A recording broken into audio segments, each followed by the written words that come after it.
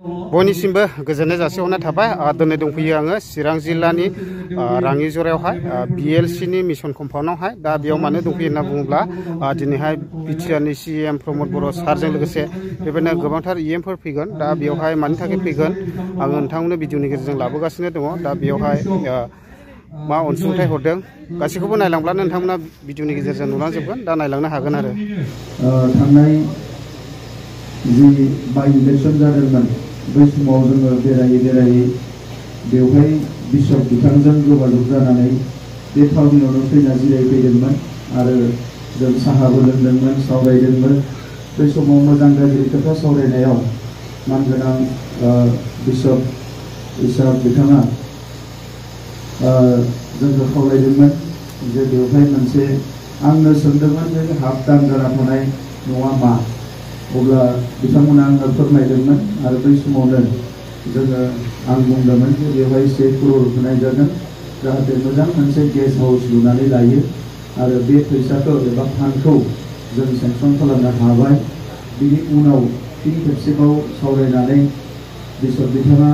उदालगुरियावबो जोंनो नांगौ होननानै बुंदोंमोन बे हिसाबै बावैसो उदालगुरियावबो जोङो 1 करोड़नि BLC नि थाखायनो अन्थाइ खाम्फा गायसननानै फैबावबाय दा बे मोननै हाबाफारिफोरखौबो गुसुं समनि गेजेरावनो मावफुंनो हादों आरो बेनिखायनो आंबो इसोरनिसिम साबायखर बावो आं गोलाव बाथ्रा बुंनो सानाखै जोंनि फैबाय थानाय इयुन जोलैखौ गुन गियान गासैबो बिथिंजों दानो थाखाय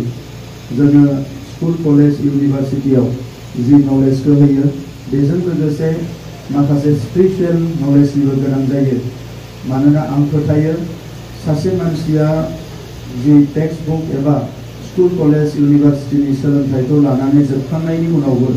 बिनि जिउखौ मोजाङैनो मोजां दैदेनलांनो थाखाय इसोरनि अननाय एबा धोरोमनि फोरोंनायखौ नांगौ बेखौ आरम्भ खालामनोसै दा बेहायनो जोङो नुजाफैनो हानाय जोंनि मानगोनां बिटिआरनि चिफ बिथां आरो बिथांजों लोगोसे सफैनो हानाय EM बिथांमोन बयखौबो बरायना लाबाय आरो बे समाव आङो जोंनि जि बर'नि ट्रेडिशनेल जों मानगोनां CEM खौ नाजावना लानो नागिरदों बेनिखायनो जोंनि चिरां डिस्ट्रिक्ट BLC नि मानगोनां नेहाथारि बिथांखौ गांसे आर'नाइजों बरायना लानो थाखाय खावलायबाय साबायखर थाबाय बरायनायखौ नाजावनायनि थाखाय आं गोबाव खालामनाय नङा बिदिनो रेबन थानायनि आगोल जा मानगोनां डिप्युटि बिशप दं दा बिथांखौ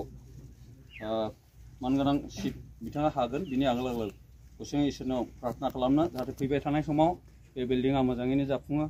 गासैबो नांगौबादि समाव नांगौबादि गासैबो बिल्डिं जि दिनैनिफ्राय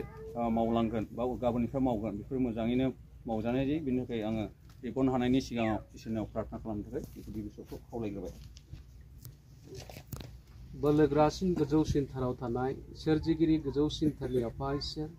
फोरबो नों बिफा इसोरखौ गोथार फोरबो जिसु ख्रिस्ट'नि मुङाव हामबायना बाख्नायदों धन्यबाद फोरबो जिसु धन्य गोथार जिउ बे समाव जों आफा नोंखौ हामबाय होनदों मानोना दिनैनि बे बेसेबांबा मोजां समावहाय जोंनि बड'लेण्डनि गाहायसिन मावथि बिटिआरनि मिरु आफादनि मानाव गेदेर प्रमद बर' सारखौ नों बिफा इसोरा जोंहा गोबां आसा भरसा गैयामोनब्लाबो नाथाय नों जोंनि गेजेराव लाबोनानै होफैबाय बिनि थाखायनो दिनैनि बे सानाव फोरबो नोंखौ जों हामबायनासिन थानो हाया हामबाय नों आफा इसोर बिखेक जों बे समावहाय आरज खालामो दिन बोथोरा आफा नों जेरैबायदि फसंनानै गावनि फिसाखौ नों दैदेनबोबाय बेबायदिनो जोङो बिथांनि न'खर बिथांनि देहा जों आरज खालाम आफा नोङो सान्थियै दैदेनलांगोन फैगौ बोथोरफ्रावहाय मोजां बिथांनि फेमिलिफोरनि सायाव नों आशीर्बाद होगोन आरो बेजों लोगोसे फोरबो जों आरज खालामो जोंनि बड'लेण्डनि जि आफा सान्थि गोजोननाय आशीर्बाद गासैखौबो नों आफा बेबायदिनो नोङो मावफुंलांनो होगोन आसा भरसा खालामबाय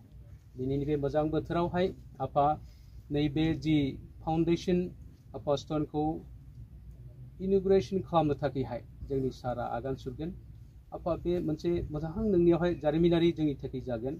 आरो फैगौ दिनफ्रावहाय आफा नोंनि मान गौरब महिमा बेफोर जों नुजागोन हामबायसै आफा इसोर आं बे समावहाय आर्ज खालामो जागायजेननायनिफ्राय जोबजासिम गोथार फोरबो जिसु ख्रिस्टनि मुङाव गोथार आत्मानि गेजेरजों गासै प्रग्रामखौ जाफुंसार होदो जेरैबायदि दैदेन लाबोबाय बेबायदिनो दैदेनलांफिनदो आफा नैबे समावहाय जि फिथाखौ हानानै इन'ग्रेसन खालामगोन आफा बेखौ आंनि गोथार आखायाव गथायनानै बे प्रार्थनाखौ फोरबो जिसु ख्रिस्टनि मुङाव आमेन।